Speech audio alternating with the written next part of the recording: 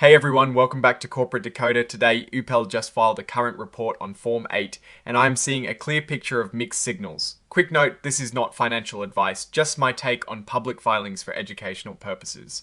The company is releasing some financial results, and it looks like a story of declining revenue but also shrinking losses, which can be a positive sign in tough times. Alright, let's dive into what Upland Software Incorporated is telling us. This is a current report, meaning something noteworthy has happened. The big news here is about their financial results. They announced their earnings for the first quarter that ended on the 31st of March 2026. This filing incorporates by reference a press release that sheds light on these results.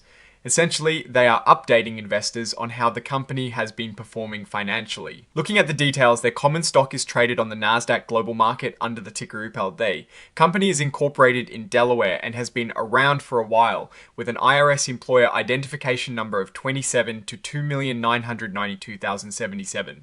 That other security they have listed is preferred stock purchase rights, also on Nasdaq. Now, what is the story behind these numbers? We know from recent news that Upland Software has been facing revenue declines, partly due to selling off parts of their business. For instance, one report from Stock Titan on May 1st, 2026 mentioned that software revenue fell after these divestitures, even though they added customers. This suggests a strategic shift, focusing on core profitable areas. The big takeaway from this report is the financial performance for the first quarter of 2026.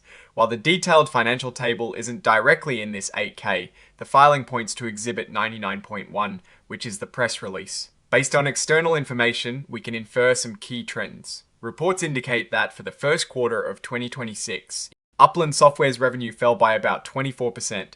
That sounds significant, and losing a quarter of your revenue is never ideal. However, the same reports also highlight that their losses have shrunk.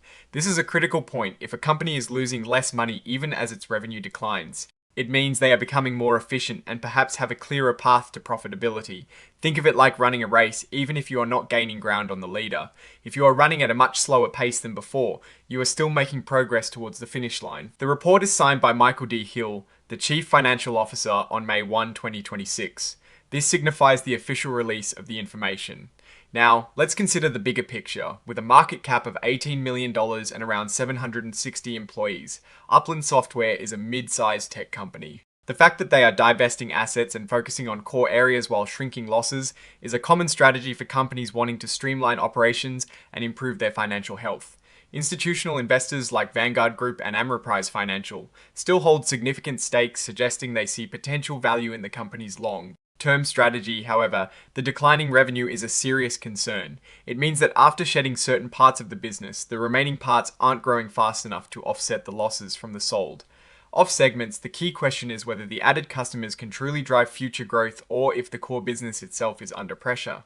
What I'm actually looking for is a clear turnaround in revenue growth for the remaining core business.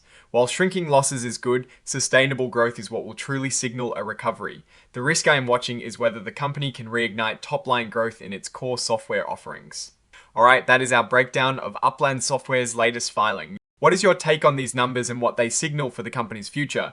Drop your thoughts in the comments if this analysis was valuable. Hitting that like button really helps, and subscribe for more deep dives. Don't forget to check out the Discord in the description. That is my take. Stay decoded, like, comment, subscribe, and join our Discord linked in the description.